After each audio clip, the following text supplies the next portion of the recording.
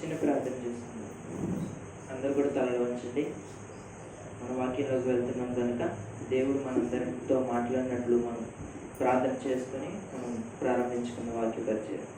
మహాపరిశుద్ధుడు, సర్వాధికారి, సర్వశక్తి గల తండ్రి, నీ అత్యున్నత కృపను బట్టి ప్రభువా నీకు వందనాలు, స్తోత్రాలు తండ్రి. గడిచిన రోజు నుంచి ప్రభువా ఈ క్రమ కూడికలో మంగళవారం కార్యక్రమం ప్రభువా మా అందరూ నిలబెట్టినందుకు నీకు స్తోత్రాలు. మీ వాక్య పరిచయంలో మేము సిద్ధమై వెళ్తుండగా తండ్రి మా అందరితో మాట్లాడమని, నేను వాటి మాట నాలో ఉంచుకొని నేను మాట్లాడేది ప్రతిదీ మీరు విక్షేత దయచేయమని సహాయం చేయమని, ప్రతి ఒక్కరు వెనుకని దయచేయమని, ప్రతి ఒక్కరిని నేను చెప్పే మాటలు కూడా వాళ్ళ మనసులో నాటుపడినట్టు సహాయం చేయమని ఈ చిన్న ప్రార్థన ఆలకించడం ఏసే పరిశుద్ధ నామమున వేడుకుంటున్నాము మా పరమ. ఆమె ముందుగా దేవాది దేవునికి వందనాలండి. అలాగే సందేశం పాస్టర్ గారికి, పాస్టర్ అందరికి కూడా అందరికీ వందనాలండి. దేవుడు ఎంతగానో మనందరినీ ప్రతిరోజు, ప్రతి క్షణం, ప్రతి నిమిషం ఆయన కృపా చేత మనందరినీ నిలబెట్టి సజీవులుగా తన సన్నిధిలో పాల్గొన్నందుకు దేవుడు మనందరికీ ఆ భాగ్యం ఇస్తున్నాడు. ఈరోజు పాల్గొనే లేకపోతే పరిస్థితి ఎలా ఉంటుందో మనకు తెలియదు, కానీ దేవుడు కొద్దిమంది ఉన్నా కానీ దేవుడు వాళ్ళతో మాట్లాడతాడండి. అదే మన నమ్మకం. ఎవరు వచ్చినా రాకపోయినా మనకంటూ ఒక విశ్వాసం ఉన్నప్పుడే దేవుడు మనల్ని బలపరుస్తాడండి.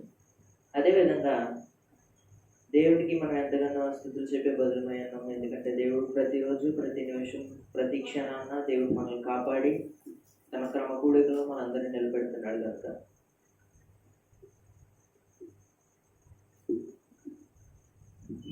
దేవుడు ఎంతగానో మనల్ని ప్రేమిస్తాడు, ఆదరిస్తాడు. ఆదరించడం, దేవుడు ఆదరించే స్వభావం గలవాడు. ఏ ప్రతిక్షణమైనా దేవుడు మనల్ని ప్రేమిస్తాడు, ఎంతగానో కరుణిస్తాడు. అదేవిధంగా ముందుగా మనం ఎవరైనా రాసుకుంటే ప్రభు అయిన యేసుక్రీస్తు వారు ఆదరిస్తారు. ఆయన ఆదరించగలడా? మనందరినీ ఆదరిస్తారు.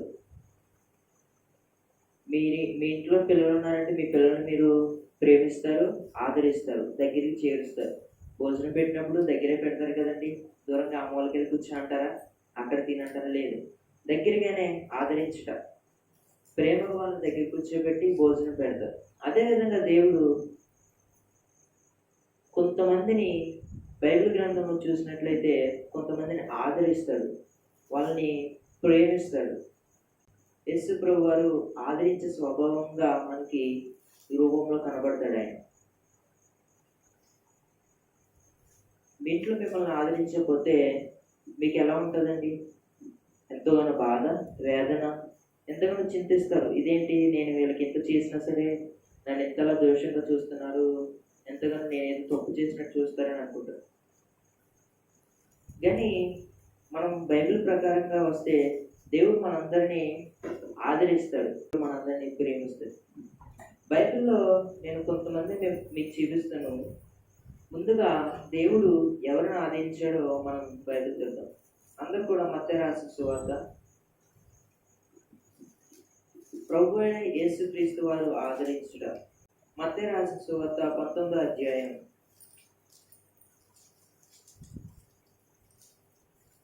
ఫస్ట్గా మనం ముందుగా చూస్తున్నాం. 19వ అధ్యాయం 13, 14 వచ్చిన చదివి వినిపించండి. అప్పుడు ఆయన వారి మీద చేతులుంచి ప్రార్థన చేయవలెనని కొందరు చిన్నపిల్లలను ఆయన యొద్దకు తీసుకుని వచ్చిరి. ఆయన శిష్యులను తీసుకుని వచ్చిన వారిని గద్దింపగా యేసు చిన్నపిల్లలను ఆటంకపరచగా వారి నా యొద్దకు రానియుడి, పరలోక రాజ్యము ఇలాంటి వారిదని వారితో చెప్పి. మనకి ఈ మత్తయి రాసిన సువార్త, మత్తయి గారు చక్కని మాటలు మనకు రాసి ఉంచారండి. ఈ రాత్రికాల వేళలో నేను మీకు చూపిస్తున్న మాట ముందుగా చిన్న పిల్లలను ఆదరించడం.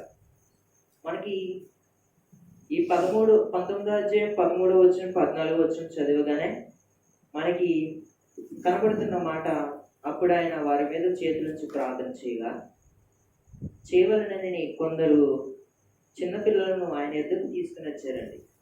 యేసుప్రభు వారు ఈ 19వ అధ్యాయం మనం స్టార్టింగ్లో చూసుకుంటే యేసుప్రభు వారు చాలా మందితో మాట్లాడుతూ ఆయన గలిలయ కొండ నుండి యోర్దాను దగ్గరున్న యోర్దా ప్రాంతానికి వచ్చి అక్కడ కూడా సువార్త ప్రకటించడానికి వచ్చినప్పుడు ఆయనతో కొంతమంది జనాలు, ఎందుకంటే యేసుప్రభు వారిని చూసి నజరేయుడు రక్షకుడు, నజరేయుడని యేసు ఈయన స్వస్థపరుస్తాడని అప్పుడు ఆ ప్రాంతం అంతా అందరికీ తెలుసండి. ఆయన వస్తున్నారు అనేటప్పటికి ఒకరి ద్వారా ఒకరు అందరికి తెలుసు. మనం చెప్పడం కాదు కానీ ఒకసారి 19వ అధ్యాయం మొదటి వచనం చదివి వినిపించింది. యేసు ఈ మాటలు చెప్పి చాలించిన తర్వాత గలిలయ నుండి యోర్దాను అద్దరినున్న యోదయ ప్రాంతంలోకి వచ్చాను. 2వ వచనం, బహుజన సమూహములు ఆయన వెంబడింపుగా ఆయన వారిని అక్కడ స్వస్థపరిచారు. ఇక్కడ మనం ఈ మొదటికి వచ్చిన 2వ వచనం చూస్తున్నప్పుడు ఆయన ఒక్కో ప్రాంతాన్ని సువార్త చేసుకుంటూ వెళ్తుండగా ఆయన ఎక్కడ కనిపించినా నజరేయుడైన యేసుని కొంతమంది గుర్తించి వాళ్ళలో ఉన్న సమస్యలు కానీ, వాళ్ళలో ఉన్న ఇబ్బందులు కానీ, తనలో ఉన్న తన జీవితంలో తప్పులు కానీ దేవుని దగ్గర, అప్పుడు యేసుప్రభు దగ్గర చెప్తే అన్నీ మర్చిపోతాం, అంతా కొత్తగా అయిపోతుంది, నా జీవితంలో బాగుపడతామని అప్పుడు వాళ్ళందరూ జనసమూహంలో ఆయన వెంబడింపగా ఆయన వారిని అక్కడే స్వస్థపరిచారు. ఎక్కడైతే ఉన్నారో, ఆ మట్టిలో ఉన్నారో, ఆ చెట్ల కింద ఉన్నారో అక్కడే దేవుడు స్వస్థపరిచినట్టు కనబడుతుంది.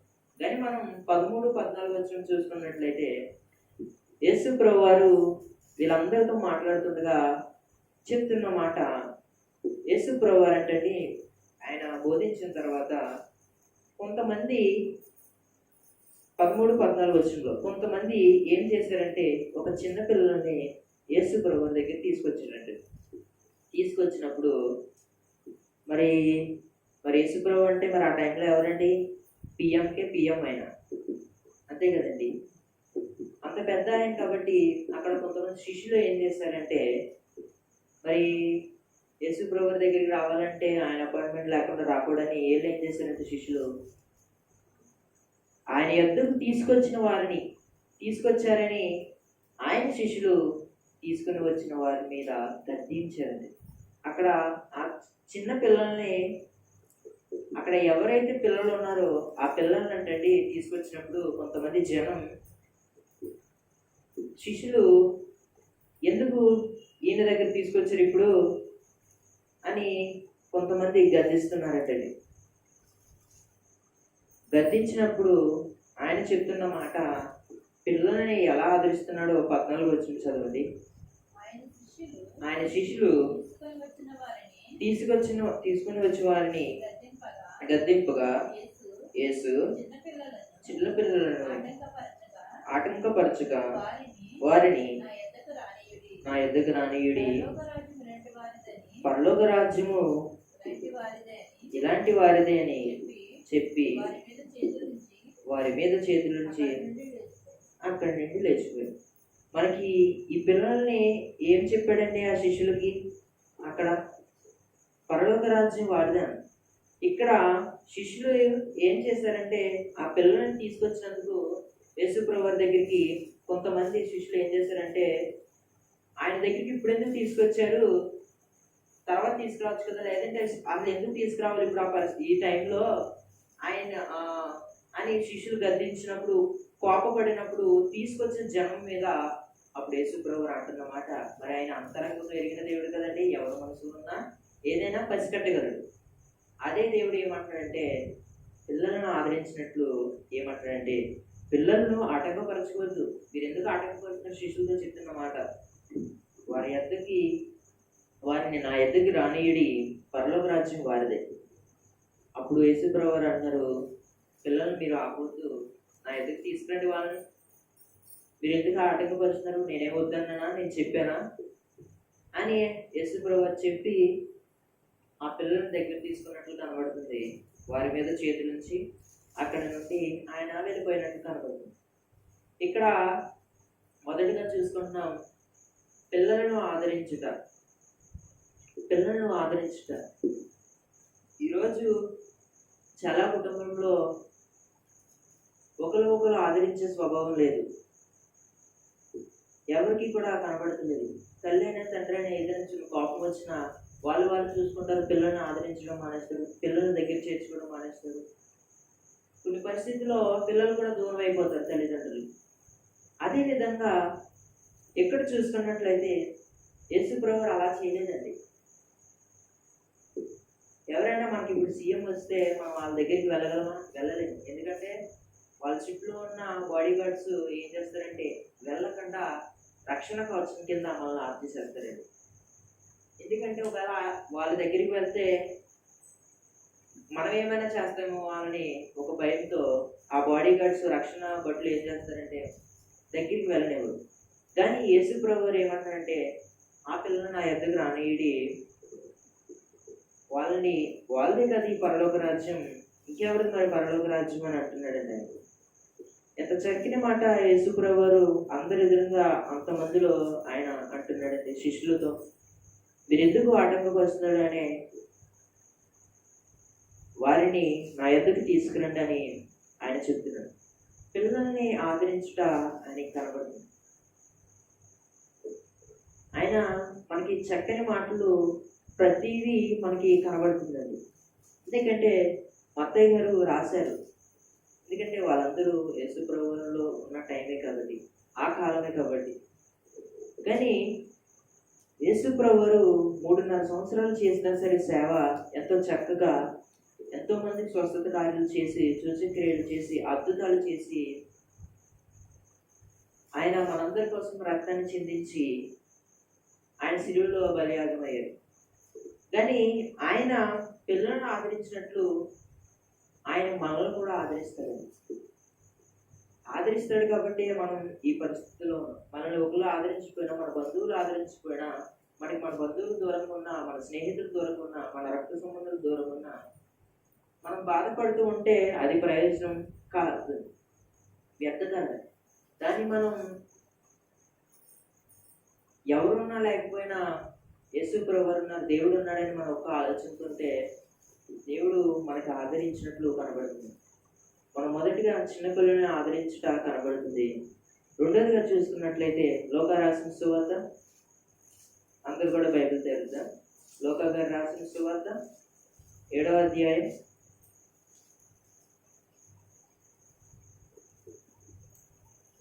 37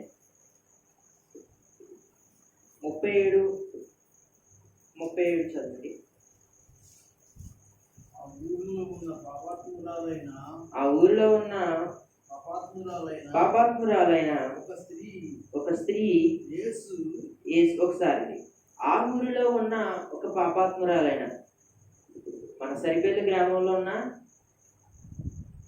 పాపాత్మురాలైన కాదండి, ఆ ఊరిలో ఉన్న పాపాత్మురాలైన ఏం చేస్తుందో చదువుదాం. పాపాత్మురాలైన ఒక స్త్రీ యేసు పరిసయ్యుని ఇంట భోజనం కూర్చున్నాడని తెలుసుకొని యొక్క బుడ్డిలో అత్తరు తీసుకుని వచ్చి వెనక తట్టు ఆయన పాదముల యొద్ద నిలువబడి ఏడ్చు కన్నీళ్లతో ఆయన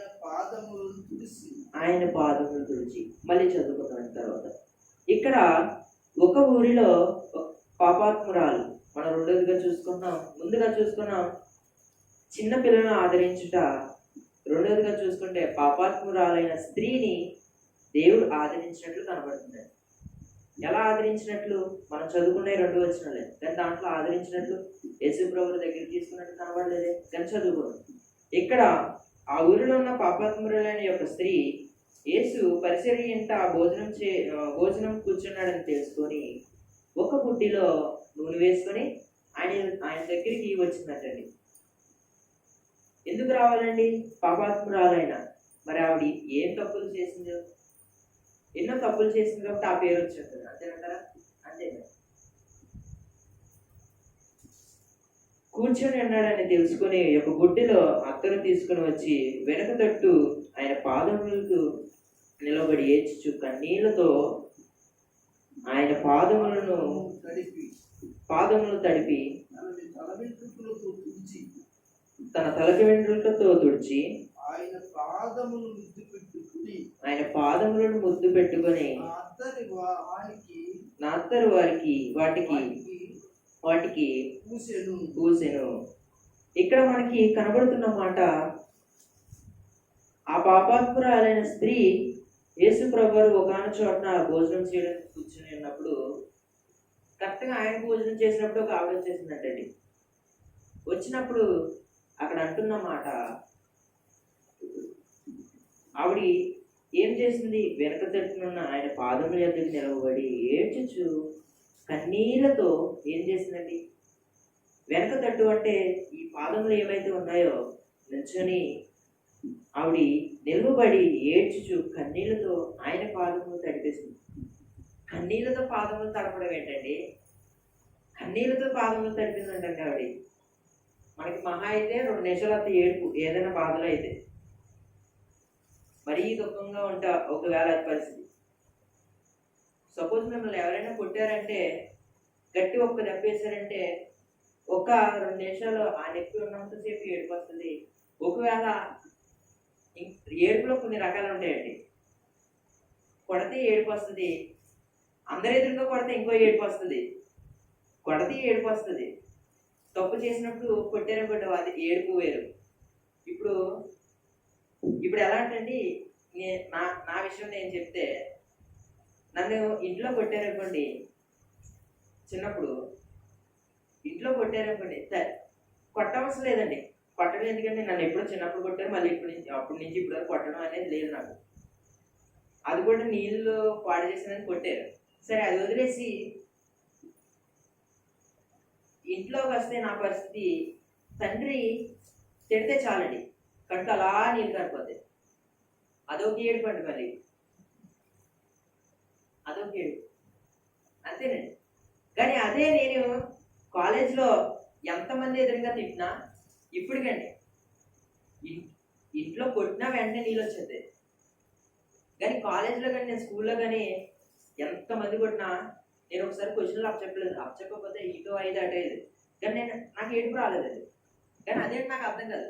ఇప్పటికంతే కాలేజ్లో మేము ఏమైనా అల్లరి చేసినా, ఏమైనా చేసినా అందరూ ఏదైనా తిడతారు, నానా విధంగా తిడతారండి. తిట్టినా సరే ఏడుపు రాదు. అదేంటో. నన్ను 10th లో ఒకసారి ప్రిన్సిపల్ సారే కొట్టారు దేని విషయంలో, కానీ ఆయన కొట్టినా సరే నాకు ఏడుపు రాలేదు. అలాగా ఇప్పుడు ఏం చేసిందంటే, ఈ పాపాత్మురాలైన స్త్రీ,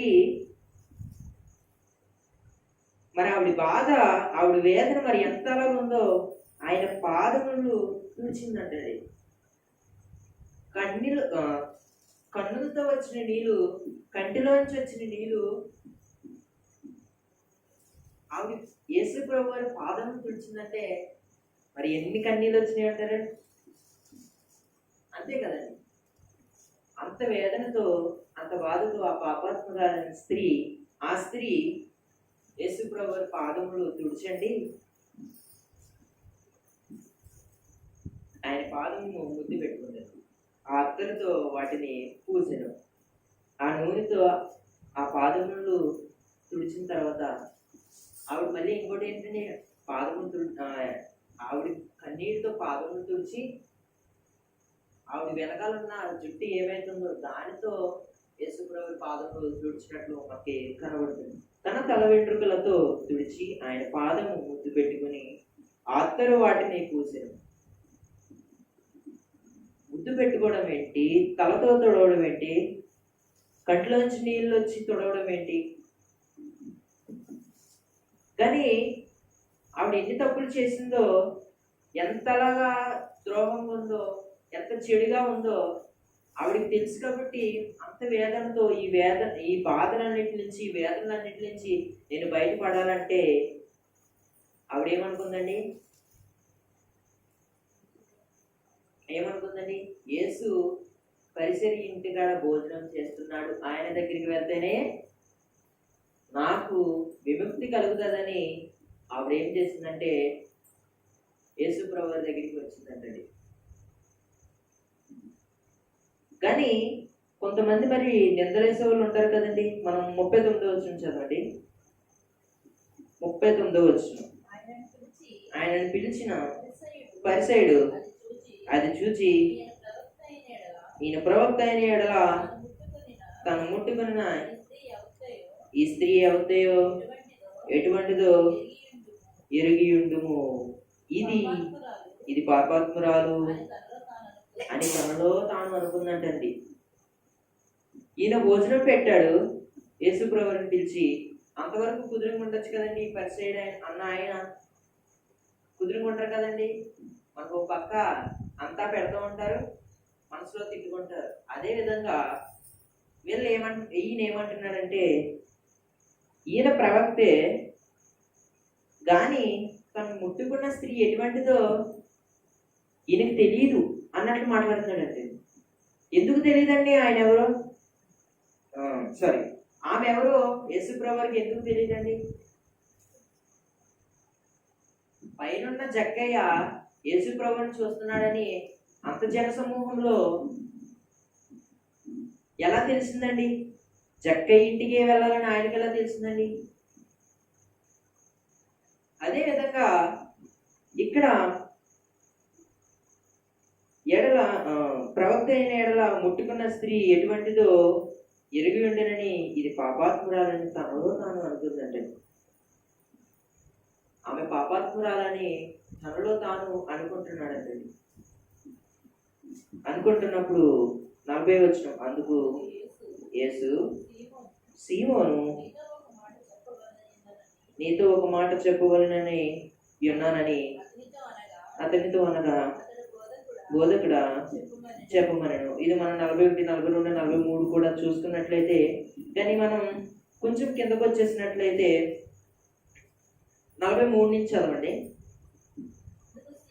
అందుకు సీమోను అతడు ఎవరికి ఎక్కువ క్షమించిన వాడే అని నాకు తోచుతున్నదని చెప్పగా, ఆయన నువ్వు సరిగా యోచించుదువని అతనితో చెప్పి ఆ స్త్రీ వైపు తిరిగి సీమోనుతో ఇట్లా, నేను ఈ స్త్రీని చూచుచున్నావే, నేను ఇంటిలోనికి రాగా నీవు నా పాదములకు నీళ్ళు ఇయ్యలేదు గాని ఈమె తన కన్నీళ్లతో నా పాదములు తడిపి తన తండ్రి వెంట్రుకలతో తుడిచెను. నీవు నన్ను ముద్దు పెట్టుకొనలేదు గాని నేను లోపలికి వచ్చినప్పటి నుండి ఈమె నా పాదములు ముద్దు పెట్టుకున్నట్టుగా మానలేదు. నీవు నూనెతో నా తల అంటలేదు గాని ఈమె నా పాదములకు అత్తర పూసెను. ఇలాగా యేసు ప్రభువు అక్కడ సీమోను అనడం జరిగింది. తర్వాత చిన్న ఉపద్ఘాతం యేసు ప్రభువు చెప్పడం జరిగింది. దాని తర్వాత మనకి ఎందుకు వచ్చినట్లయితే ఆ స్త్రీ వైపు తిరిగి సీమోనుతో చెప్పిన తర్వాత సీమోనుతో ఇట్లా, నేను ఈ స్త్రీ చూచుచున్నావే, నేను ఇంట్లోకి రాగానే కాళ్ళు కడుక్కోవడానికే నువ్వు నీళ్ళిచ్చావా అని అడిగి, కానీ ఆమె ఏం చేస్తుంది? కన్నీళ్ళతో పాదములు కడిగింది అని చెప్తున్నాడు ఆయన. అలా చెప్తుండగానే ఇంకా వెంటనే అక్కడ ఉన్న వాళ్ళందరికీ ఏం చెప్పాలో ఏం మాట్లాడాలో అర్థం కాని విషయం అండి అది. యేసు ప్రభువు అనగా ఆమె కన్నీళ్ళతో కడిగింది, నువ్వు నాకు లోపలికి రాగానే నీళ్ళు ఇచ్చావా అని అన్నట్లు ఆయన మాట్లాడుతాడు. ఈమె నా కన్నీళ్ళతో నా పాదమును తడిపి తన తల వెంట్రుకలతో తుడిచాను. తన జుట్టుతో యేసుప్రభు వారి పాదమును తుడిచిందండి. నీవు నన్ను ముద్దు పెట్టుకున్నట లేదు కానీ ఈమె లోపలికి వచ్చినప్పటి నుండి ఈమె నా పాదమును ముద్దు పెట్టుకునేట లేదు.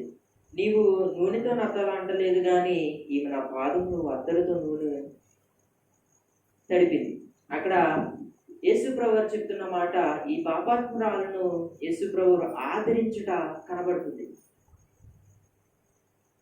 అక్కడ ఆ సీమనుతో అంటున్న మాట, నేను చెప్తున్న మాటలో నువ్వు నాకు ఏమీ చేయలేదు, కానీ ఈవిడ చేసి పెట్టింది.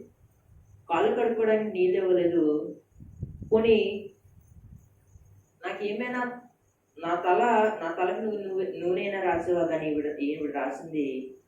అటువంటిప్పుడు నువ్వు పాపాత్మురాలు ఎలా అంటావు?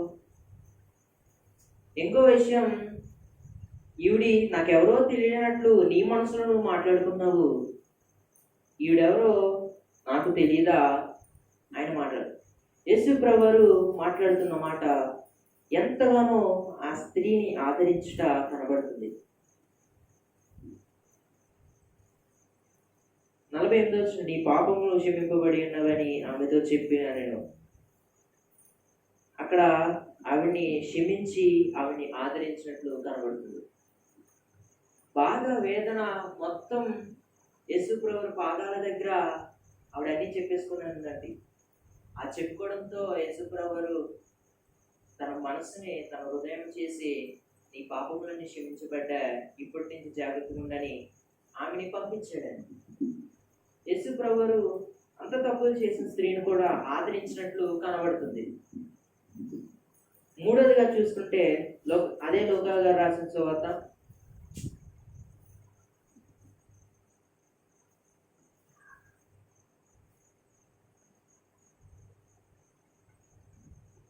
8వ యోహాను గారు రాసిన సువార్త 8వ అధ్యాయం.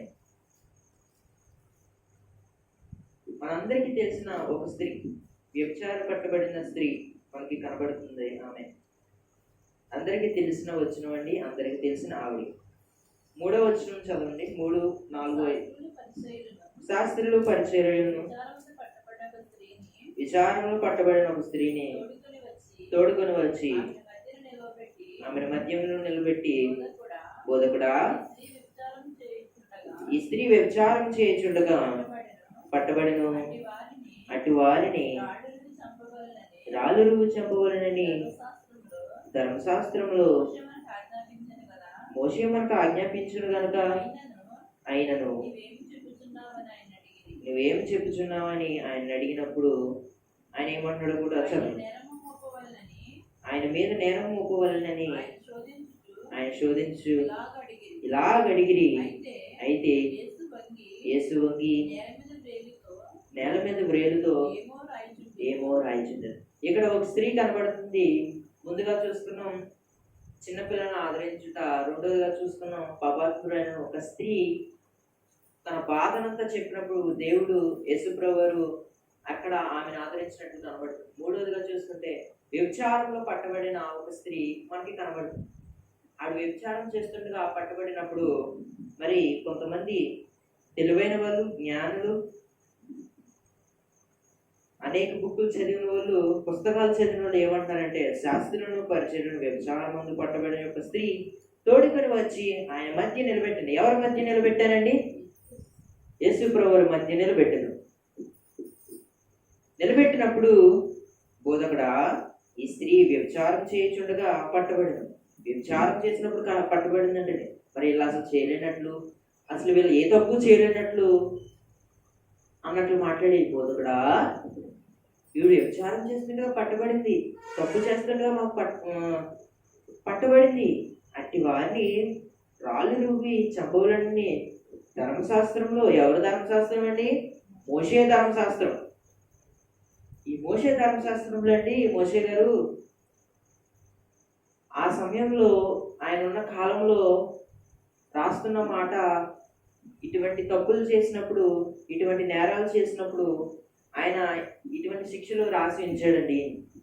ఈయన రాసి ఉంచడం కాదండి, అటువంటి వాళ్ళకే దేవుడు మోషే ఉన్న టైంలో వాళ్ళందరికీ శిక్ష విధించాడు.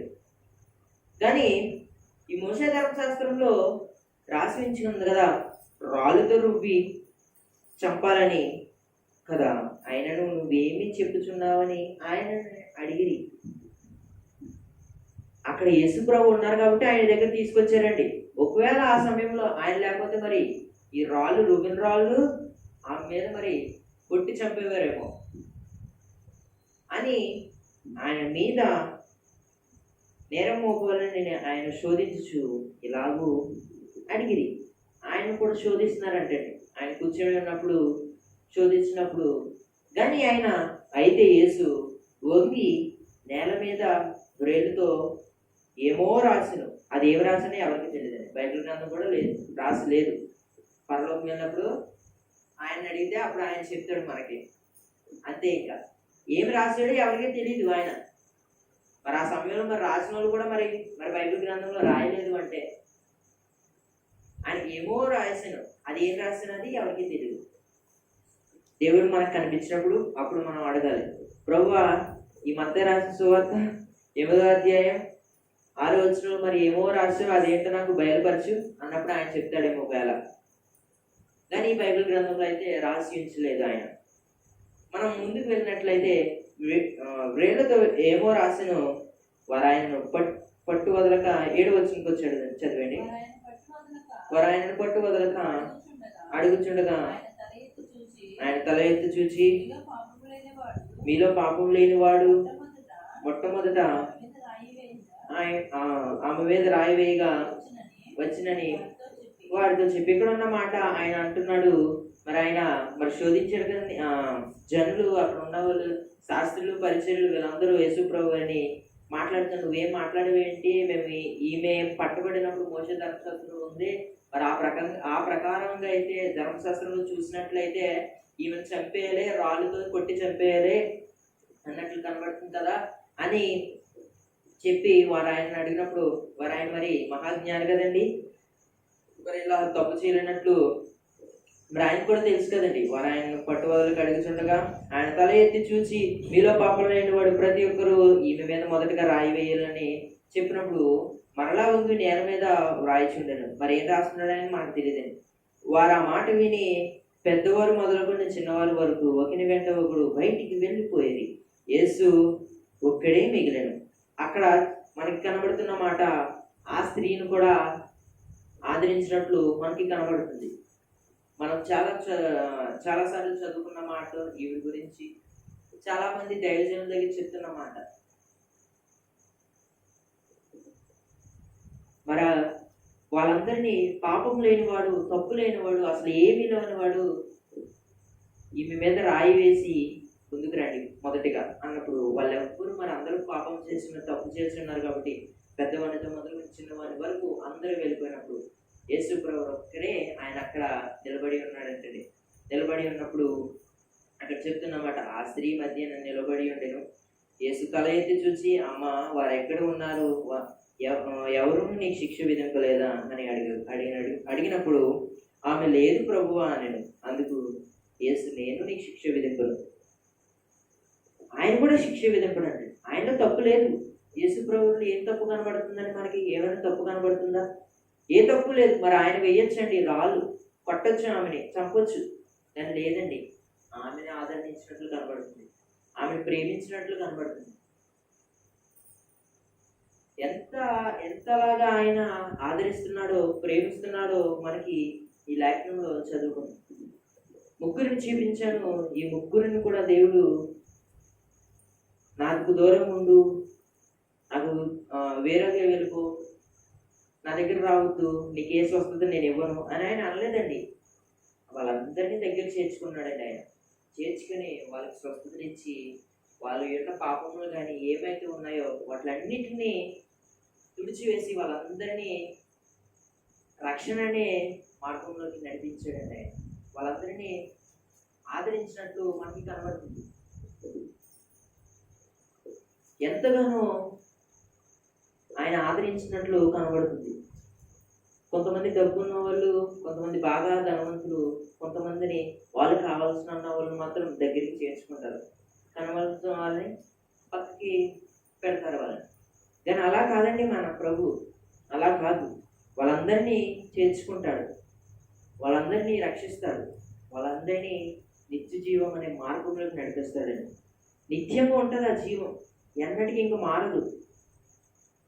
ఆ జీవంలోకి మనం వెళ్ళాలంటే ముందుగా మనలో ఒకవేళ వీళ్ళ ముగ్గురులో ఉన్నట్లు మనం ఏమైనా వాళ్ళిద్దరిలో ఉన్నట్లు తప్పులు ఏమైతే మనలో కూడా ఉంటే మనం ఆయన పాదాల చెంతకు వచ్చినప్పుడే మన తప్పులు అనేవి క్షమించబడతాయండి. ఆ స్త్రీ ఎంత వేదనతో బాధతో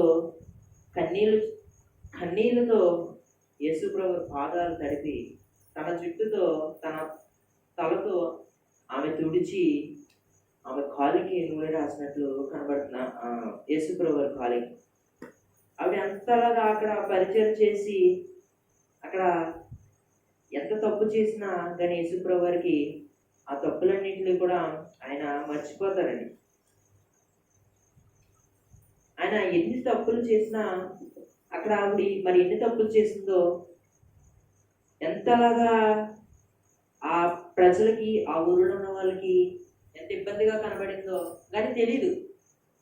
కానీ నేను చెప్తున్న మాట, మనం కూడా ఆయనలో ఉన్నప్పుడు ఇప్పటికీ ఇప్పుడు సపోజ్ అండి, ఆమె తప్పు చేసింది, నువ్వు తప్పు చేసావు, నీకు శిక్ష విధిస్తాను, లేదంటే నువ్వు ఈ తప్పులతోనే ఉండిపో, నీ పాపలు క్షమించబడడం అని అనలేదండి ఆయన. ఈ పాపము క్షమించబడ్డాయి అన్నారు. ఒకసారి హెబ్రీయులకు రాసిన పత్రిక నేను మొన్నే చదివిన మాట 10వ అధ్యాయము, చక్కని మాట అండి, పౌలు గారు చెప్తున్న మాట. 10వ అధ్యాయము హెబ్రీయులకు రాసిన పత్రిక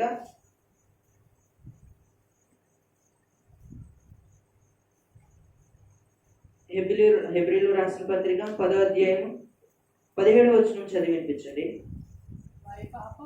వారి పాపములు వారి అక్రమములను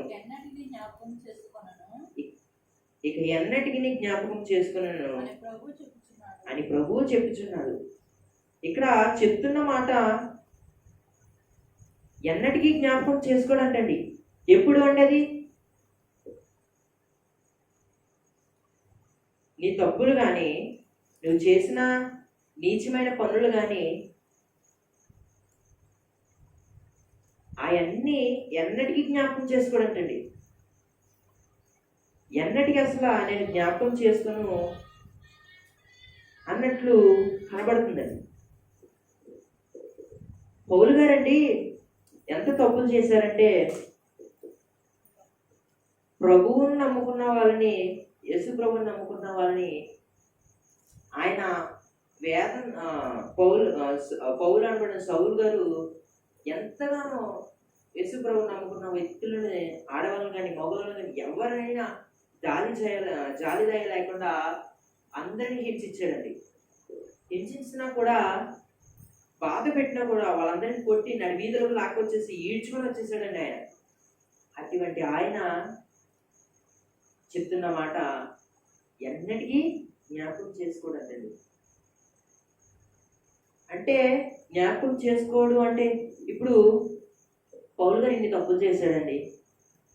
దమస్కు వెళ్ళే మార్గంలో సిరియా దేశం ఇవన్నీ ఆయన దాటి వెళ్తుండగా మధ్యలో యేసు ప్రభు గారు ఆయనకి కనబడి, నువ్వు నా ప్రజలను హింసిస్తున్నావు అని చెప్పేసి, నువ్వు ఎంతగానో నా ప్రజల్ని ఈడ్చుకొని రోడ్డు మీదకి తీసుకెళ్ళిపోయావు, నేను కూడా అదే పరిస్థితి తీసుకువెళ్తాను అని అన్నాడా? అనలేదు. ఏమన్నాడు ఆయన? నువ్వు వెంటనే నేను చెప్తున్న స్థలానికి వెళ్ళు అన్నాడు. ఇదేంటండి? అసలు పౌలు గారు వెళ్తున్న మార్గమే క్రైస్తవుని హింసించాలని, క్రైస్తవుని బాధ పెట్టాలని, ఆయన నమ్ముకున్న వాళ్ళందరినీ చంపాలని ఒక లెటర్ తీసుకొని దమస్కు మార్గానికి వెళ్తున్నప్పుడు